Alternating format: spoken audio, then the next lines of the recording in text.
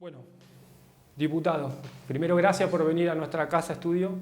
Es la primera entrega de Así la ven, se va a llamar.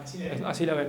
Así que bueno, gracias por venir para hablar un rato de política. Ayer fue un día bastante político, intenso, al menos para la clase dirigente, porque habló el presidente, Cristina habló a través de un documento, el gobernador también dio una entrevista radial, pero antes que eso, que por supuesto que siempre le interesa mucho a la sociedad, pero especialmente a la clase dirigente, me interesa conocer tu percepción sobre los ciudadanos. Todos tenemos algún campo, algún ámbito, algún lugar en donde nos vinculamos con la gente. ¿Cómo la ves a la gente? ¿Cómo está? Porque vivimos momentos interesantes. Creo que la gente en general está preocupada, angustiada y al mismo tiempo con la expectativa de que un gobierno nuevo le genere algún alivio. Entonces como tuvo una contradicción, pero me parece que entre la expectativa del alivio y la preocupación por sentir a veces que esto se va todo al demonio, eh, la gente se termina enojando mucho con la política. Y por caso, me parece que parte del resultado electoral de Milei se explica también en esto, en ese enojo que despertó la política como un candidato que se expresó fuertemente en contra de toda la política. Entonces, me parece que ahí hay un hilo de contacto entre ese enojo, lo que expresó Milei, la paciencia que le tiene y le van a tener a Milei, porque mi sensación es que a pesar de que algunas medidas son bastante impopulares, todavía él goza de una fuerte legitimidad de ciudadanos que están dispuestos a bancarlo. ¿Y a la clase dirigente cómo la ves? Porque yo coincido, digamos, hay una suerte de ruptura, si querés, o de desprestigio muy grande de los dirigentes. Creo que mi perspectiva es que el pueblo nunca se equivoca cuando elige, cuando siente, pero el presidente baja coordenadas nuevas. Y el presidente es la voz institucional más importante del país para la clase política. ¿Cómo la ves a la clase política en función de esas coordenadas y de esto que decías de la gente, de cómo se siente? La clase política en general también la veo en términos generales, ¿no? Las generalizaciones no son buenas, pero si uno, digamos, lo piensa en términos de lo que pasó en el Congreso con el tratamiento de la ley, la clase política la veo también bastante preocupada y angustiada, primero porque quien hoy conduce, quien detenta el poder máximo del país, es una persona al que la política no sabe por dónde entrarle, digamos, y se encuentra con posiciones muy duras y te diría que los más avesados en el político, los más viejos de la política, no en términos etarios, sino en términos de experiencia política, eh, tienden a pensar rápidamente o en lo que yo creo que es una mala simplificación, mira, ahí se pega el palo. ¿No? En abril se pone el palo, no va a aguantar estas posiciones duras, lo van a hacer fracasar y me parece que gran parte de esa dirigencia política es una dirigencia política vieja que no advirtió todo esto que pasó, que te ganó un showman, un TikToker, digamos, una persona que vino de una manera disruptiva a la escena política, vos no la viste y todavía seguís sin verla, digamos. Eso me parece que es la novedad en nuestro sistema político, en nuestra corta vida democrática. Digamos. Entonces como que se rompen algunos paradigmas y está todo por verse, ¿no? La preocupación de los gobernadores con alguna de las medidas y viendo de qué manera se vincula con el gobierno nacional, habla claramente de eso, digamos, que es un momento muy de mucha incertidumbre. Así que ahí sí, yo sí confío en que la política, los viejos políticos, los animales políticos pueden olfatear y pueden leerla bien, pero no está pasando, digamos, ¿no? La sensación es que no está pasando y que están todos viendo con ese prejuicio de que Milei se pega un palo, viendo cómo se van a acomodar ellos, digamos, ¿no? Y eso. Es interesante porque creo que Milei representa o quiere representar un cambio de raíz con la cultura política, pero a su vez me parece que necesita también algunos parámetros, algunas prácticas, algunas miradas de la cultura política, como que para sostenerse, digo, para que sea un proyecto viable, porque me da la sensación de que es difícil lo que a veces parece querer imponer como esta declaración de desprecio del Estado y que es una asociación criminal. Bueno, me suena un poco raro, no sé cómo te suena a vos. A mí me suena una expresión exagerada, claramente exagerada. Le creo lo del desprecio del Estado, porque también ha habido en Argentina en el último tiempo, sobre todo con los gobiernos kirchneristas, una, una transferencia de responsabilidad del Estado, donde lo que pasaba con las políticas de género, con algunas políticas de asistencialismo, con algunas políticas que tenían, si querés, para trasladarlo al tema de la justicia social, que es un tema, la columna vertebral del peronismo, tienen un fin loable, pero se exagera de tal modo y pasa. El protagonista del peronismo es el trabajador, y dejó de ser el trabajador para ser el planero, digamos, ¿no? Entonces, en esa transferencia, en esa transición, generó el desprecio de tipos como Milei, digamos, ¿no? Entonces, lo que desprecia es el estado y la exageración de esas políticas, me parece. Creo que haría muy mal si mantiene actitudes tan extremas de no diálogo con la política, o de renegar de la cultura política o de la vida institucional democrática, de respetar las instituciones. Eso lo va a tener que hacer. Eso no puede tener expresiones. A mí me gusta comparar las expresiones. Por ejemplo, el otro día decía un colega tuyo que la expresión de Pedro Pesati diciendo le vamos a cortar la energía es una expresión adolescente de centro de estudiantes. Y bueno, Milei a veces también tiene expresiones así de ese estilo. Le cabe para los dos. Los dos van a tener que ver de qué manera se moderan o empiezan con expresiones más reales y que tengan un impacto en la calidad de vida de la gente. Si no, va a ser un centro de estudiante eterno. Digamos. Sí, y venimos de una época en que la confrontación antagónica por ahí llegó a un punto en el que la gente no lo aguanta más. Digamos. Por ahí quizás es un poco, al menos desde lo teórico o desde la pretensión, el rol que intenta jugar el PRO. A veces lo veo desde ese lugar, lo que intenta hacer Mauricio Macri, algunas posturas que tenés vos de otorgarle cierta dosis de racionalidad a estos arranques adolescentes que tiene el presidente, digo. Sí, nosotros, digamos, en eso sí comparto con Macri esta mirada de que si el PRO no se involucra decididamente en el gobierno, en ayudar al gobierno y en respetar esa voluntad popular del 56%, tiene chances de transformarse en la nada, digamos, o de pasar lo que hacíamos un paralelismo el otro día con un amigo, lo que pasó entre el PP y Vox. Apareció Vox y se lo comió el PP, bueno, después la historia.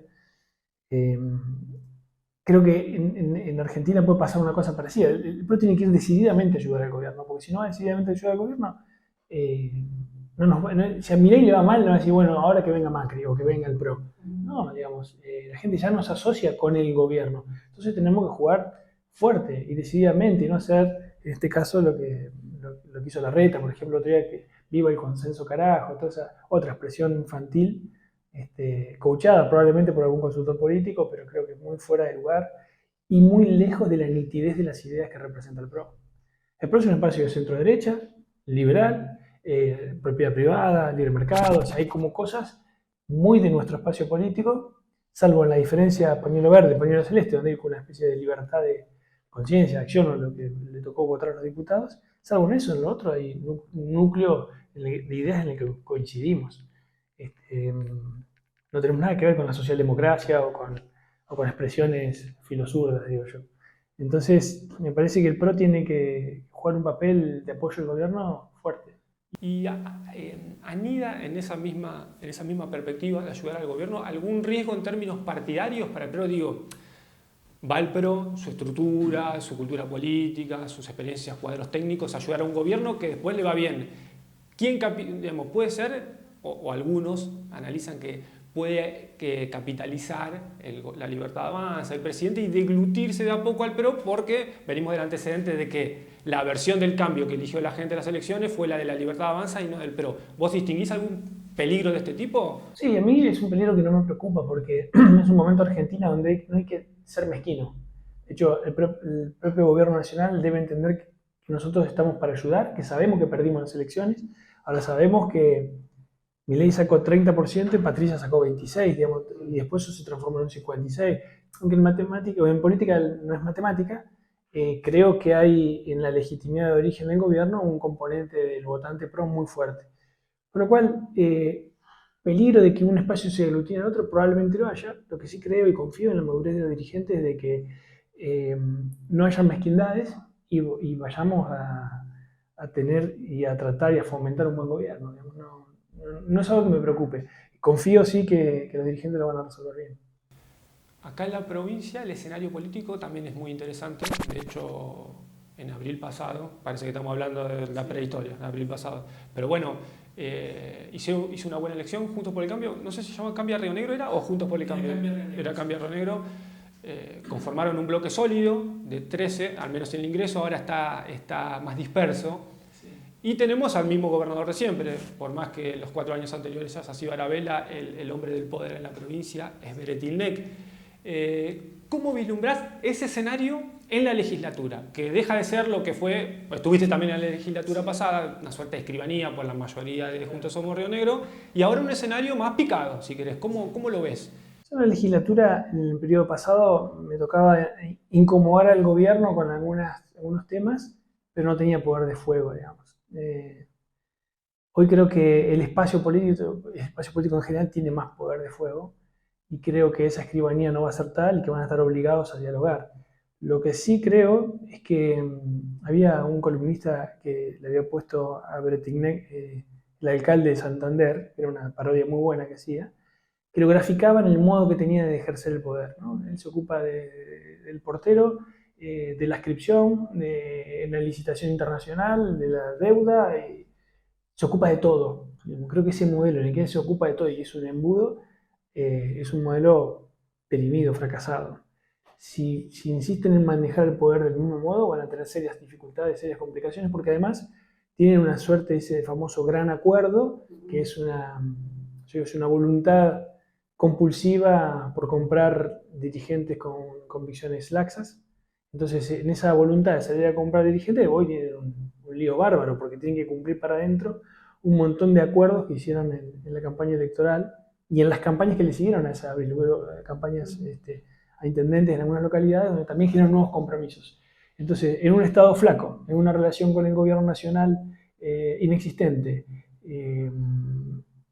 creo que van a estar obligados a rever este modo que tenían de gobernar, como decía ese escritor, el alcalde de Santander. Van a tener que reinventarse. Y si no se reinventan, van a tener dificultades en el medio término, cuando se eligen senador y diputado, y en la próxima van a tener serios problemas de gobernabilidad, digo, para poder seguir con este modelo de Juntos Somos Río Negro que ya tiene un montón de años.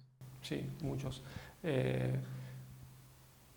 Al margen del alcalde de Santander y esa forma de construir política, ¿cómo ves a la provincia de Río Negro? Muchas veces dialogando con actores de la política y esencialmente con los vecinos de diferentes ciudades de la provincia,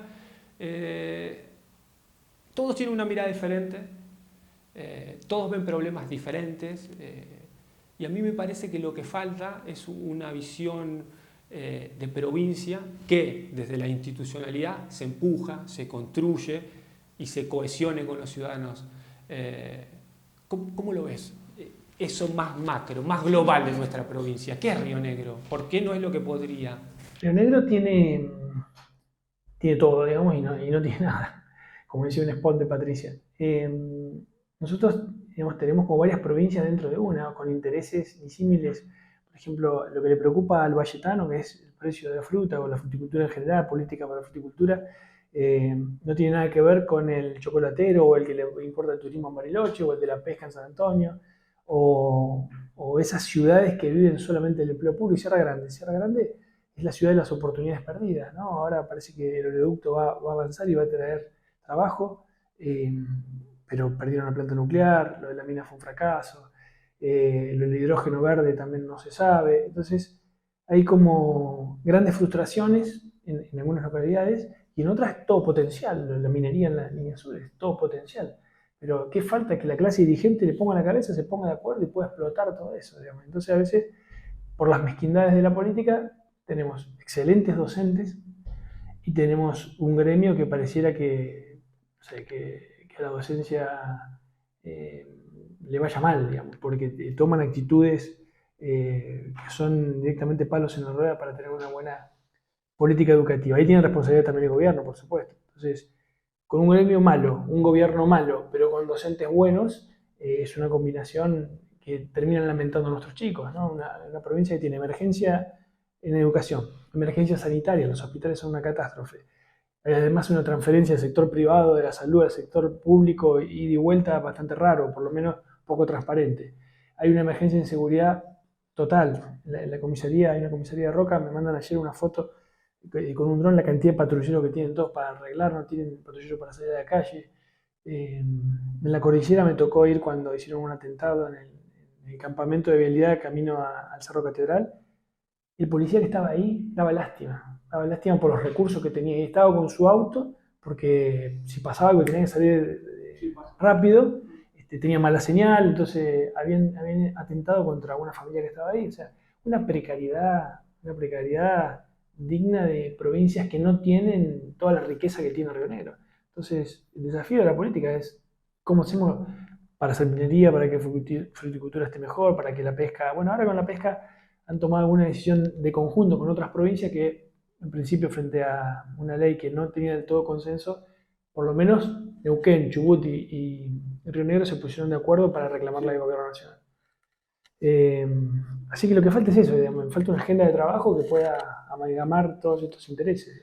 Es interesante porque, según mi mirada, y entiendo lo que está diciendo, la principal responsabilidad de eso recae en quien está en la cúspide del poder institucional de la provincia, es el gobernador, eso está clarísimo. Personalmente creo que es un mal gobernador. Pero también me parece que lo que no hubo enfrente de eso, y por ahí vos dijiste algo recién cuando no tenías poder de fuego en la legislatura, es una oposición que lo genere, el proyecto, las ideas, los sentidos, para vincularse con los ciudadanos y decirle, che, también es por acá, porque si no después el tipo se termina presentando a las elecciones y las gana siempre. Entonces creo, esta es mi mirada, y te lo pregunto a vos, si hay alguna falta de peso o hay alguna responsabilidad en la oposición en no poder pararse enfrente de lo que hay para decir, no, esto es lo que hay, pero esto es lo que podemos ser y es por acá. Sí, claro que hay una responsabilidad en la oposición, hay opositores que les encanta no hacer oposición o que les encanta ir a tomar un café con el gobernador y se desviven porque la verdad que es una persona cálida. No sé si has estado con Bretignac, pero en el mano a mano es un tipo cálido, tiene carisma, tiene dotes de buen político, digamos. Después yo coincido con vos que el gobierno es verdaderamente malo, por lo menos han sido los últimos gobiernos de Juntos Somos Río Negro. Para mí son todo lo mismo, digamos, no creo este cuento de que Arabel era distinto y Arabel lo jorobó a él, no, si hasta los ministros eran de él, o sea, para mí son todo lo mismo. Entonces, ahora tiene una oportunidad de hacer algo diferente y la oposición también tiene la oportunidad de marcar un poco la agenda, marcar un poco la cancha y no entregarse a esas mieles del poder acomodaticio que representan ellos, que un día te dicen votar al presidente que quieras y otro día te piden por favor que lo votes a Massa, digamos. O sea, ellos son esa contradicción permanente. Entonces, la oposición tiene una responsabilidad. Y además, en cualquier democracia, cuando la oposición es mejor, los estándares democráticos son mejores, porque se respetan más las instituciones, porque el diálogo es franco. O sea, hay un montón de beneficios que te da tener una oposición que te marque la agenda que benefician al sistema. Digamos.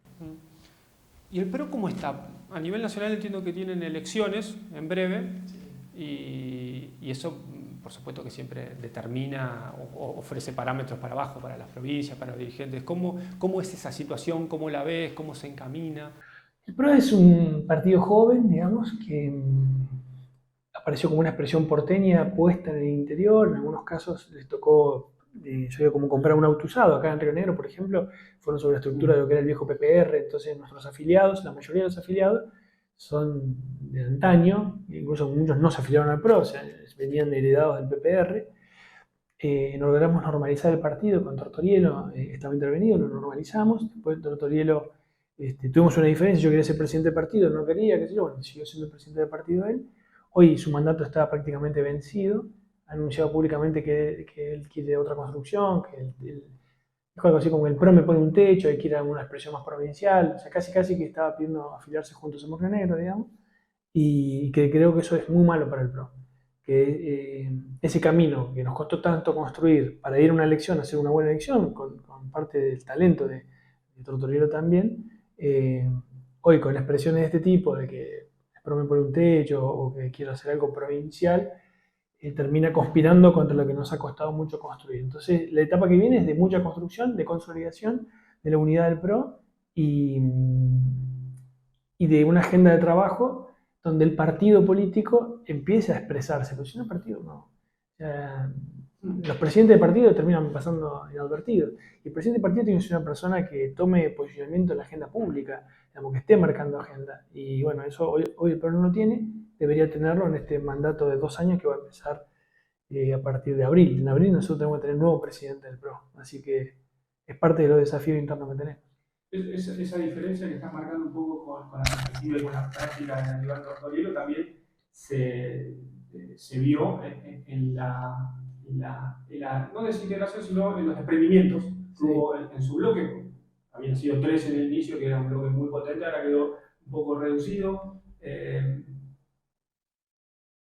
Atenta mucho esto contra esto que me estabas diciendo anteriormente. Consolidar, construir y expandir una oposición potente que en serio sea una alternativa, este tipo de divergencias internas, ¿cómo los afecta? ¿Cómo se salta? Sí, nos afecta primero porque la gente está harta de las peleas. Entonces, cuando ponen la expectativa en vos, que fuiste como Cambio Río Negro, para que hagas un bloque que le marque un poco la agenda del gobierno provincial, y nos empezamos a pelear entre nosotros, la primera frustración es de los ciudadanos. Y la nuestra también es horrible, porque ahora estamos presentando proyectos, haciendo pedido de informe, y ojalá cada pedido de informe tuviera 13 firmas. Con 12 firmas o con 12 voluntades alineadas uno puede pedir la interpelación del ministro de Seguridad, por ejemplo. Entonces eso no se puede dar. Pero bueno, también está el tema del diálogo político, donde, por ejemplo, yo tengo buen diálogo con otros legisladores que no son de mi partido, que yo, por decir, José Luis Berro, por ejemplo. Y con Berro seguramente compartimos alguna preocupación de algún tema puntual en Roca o algún otro tema. Entonces me obliga a él a tratar de buscar puntos de acuerdo para preguntarle al gobierno provincial qué pasa con tal o cual cosa, o qué van a hacer con tal política. Entonces, esa etapa de diálogo político es nueva en esta legislatura, porque en la legislatura anterior era la escribanía y alguno que ladraba, y a veces me toca a mí, era el perro que le ladraba a la luna, digamos. No generaba efectos en la gestión, digamos, que eso es lo que yo quería generar. Así que, pero creo que ahora va a ser distinto. Cosa que me pareció interesante que leí en tu página web, una definición que dice, por ahí es volver un poco al inicio de la charla, dice, la política tiene que ser vocación de servicio y estar para ayudar a cada vecino, nunca al revés. Los políticos tienen que ser los primeros en poner el hombro antes de pedirle esfuerzos a la gente. Digamos, no puedo no estar, suscribir ese párrafo. ¿Ves que eso se exprese hoy, actualmente, en la dirigencia política nuestra? Y la política como vocación de servicio, sí, es una máxima. Mira, uno de los primeros libros que leí en mi adolescencia, bueno, en realidad me atrapó mucho Ética para Amador, Política para Amador, Sabater. Pero había un librito que se llamaba Vale la Pena, que lo escribió Gustavo Vélez. Yo me estaba por ir a estudiar a Buenos Aires, yo me fui a estudiar Ciencia Política, y lo leí creo que en el 5.º año. Gustavo no era nada, me parece, en ese momento. Y en sus primeras páginas él decía que todo el mundo que ingresa a la política lo hace con una vocación genuina de servir al otro. Que después se corrompa, que después cambie, es probable. Pero yo sigo creyendo que esa vocación, ese interés por el otro es innato y es algo que vos sentís y decís, bueno, yo quiero dedicarme a esto me gusta, esta es mi vocación. Probablemente el que empiece en la política antes estuvo en los Boy Scouts o fue monaguillo, como fui yo, digamos, tuvo algún interés en alguna organización de su comunidad por participar y ayudar al otro, digamos. Y yo creo que la política todavía conserva eso. Lo que pasa es que, claro, han pasado tantas cosas y en una cultura democrática nuestra bastante joven también, hay de todo, digamos, pero yo me niego a pensar que hay gente que se involucra en política porque quiere hacer plata, digamos, ¿no? Eso no lo puedo creer. Por eso, en pandemia, cuando esa frase que leíste de mi página, es cuando nosotros propusimos la reducción de los sueldos del 30%, porque en pandemia, claro, los legisladores estábamos cada uno en sus casas y la gente estaba laburando. O cuando propusimos constituir un comité de crisis donde toda la oposición esté metida ahí. Ahí le faltó solidaridad al gobierno provincial, una mirada más amplia. Del gobierno de Arabella se habló todo el tiempo entre ellos. No le gustaba la opinión diferente, digamos, ¿no? nunca asumieron como de buena fe algún consejo, alguna política que le acercábamos, siempre era para adentro, para adentro, para adentro. Nos costó mucho y bueno, no logramos con el gobierno de Arabella y los ministros de Arabella, que muchos eran del actual gobernador, tener un diálogo franco, digamos. Cuando le preguntamos por la deuda del Plan Castelo, evasivas, cuando le preguntamos por temas puntuales de la fruticultura también evasivas, siempre ¿Es soberbia? ¿Es miedo? ¿Es incapacidad? Porque... un poco de las dos cosas, es soberbia y es miedo, sí. Yo creo esas dos cosas. Después, ¿Pero es posible construir un buen gobierno o una buena clase política cuando estás montado en la soberbia y el medio? ¿Miedo como característica esencial? no, por eso son malos gobernando, digamos. Básicamente por eso, digamos. Y eso los hace un gobierno ineficiente después. Eh, qué sé yo, la verdad que pasaron muchas cosas en pandemia, además tengo miles de ejemplos, lo de la tragedia educativa que vivió la provincia, cuando quitaron los boletines, que dimos una pelea y que logramos que finalmente la ministra se fue y trajeron a otro ministro, o cuando logramos que saquen el barbijo en las escuelas cuando se habían enamorado del barbijo, porque en alguna medida el gobierno provincial le pasó lo que le pasó a Alberto Fernández, se enamoró de la pandemia. Entonces fundieron a todo el mundo, les jorobaron la vida a todo el mundo, metieron en la educación, como Alberto Fernández dijo, bueno, de última perderán un año de clases. O sea, había una subestimación por la importancia de la educación que nunca vivió este país, nunca con ningún gobierno. Entonces, y el gobierno provincial, por temor, por esa relación permanente de necesidad de ir a pedirle escupir a Buenos Aires, tomaba las mismas políticas acá. Y bueno, eso es todo eso es lo que hay que cambiar, digamos. Y Milei viene a poner tabula rasa, digamos, o sea, es foja cero. Y eso es lo que también genera incertidumbre y uno no sabe cómo va a salir, ¿no? ¿Ves a la gente con capacidad? Porque claro, los cambios son radicales, los que propone el presidente. Los cambios que necesitamos como sociedad también son radicales, sí, digamos, el funcionamiento del sistema de representación, yo estoy de acuerdo en que no está dando respuestas. Ahora bien, eso es una realidad y el bolsillo es otra realidad. ¿Cuál es el umbral? ¿Tenés alguna perspectiva de eso? Si realmente hay un apremio que puede poner tope a un gobierno, por ejemplo. La verdad que debería ser evidente para tener una respuesta exacta, pero lo que sí te digo es que, a ver, nosotros, en el macrismo, digamos, que veníamos con los CEOs que la rompían, que se sabían todo porque habían administrado sus empresas con mucho éxito y demás, llegaron al Estado y hicieron agua en un montón de lugares. Ahora, de Milei, lo que mínimamente espera uno, que siendo un economista y teniendo tan claras las ideas en materia económica, la economía mejore, digamos, ¿no? Hoy lo leí o lo vi en algún lado, cuando dice son horrorosos, son horrorosos los números de la inflación. 20.6. Sí. Era 25, ahora 20, pero bajamos 5 puntos, qué sé yo, la verdad que espero que Milei termine enamorándose como con Alberto, que te decía, no, es una sensación, no, la inflación es autoconstruida, toda esa pavada. Milei no lo veo ahí. Así que creo que su gobierno va a estar muy atado a esas chances, digamos, de que mejore la economía. Si no mejora la economía, va a estar muy complicado. Yo una última quiero, que es más, es una fantasía, proyectar una fantasía. Es, ¿cómo te ves vos y a tu espacio político y a esta provincia en abril del 27? Como veo, veo como una gran posibilidad de que gobernemos la provincia y para eso hay que hacer un camino, hay que construir una propuesta, pero veo muchas chances de que nuestro espacio político esté consolidado siendo una alternativa al gobierno provincial, que no sé si va a llevar a Beretignani de candidato o a otro, la verdad es medio futurología, pero veo un espacio político en crecimiento con muchas chances de hacer gobierno en el 27.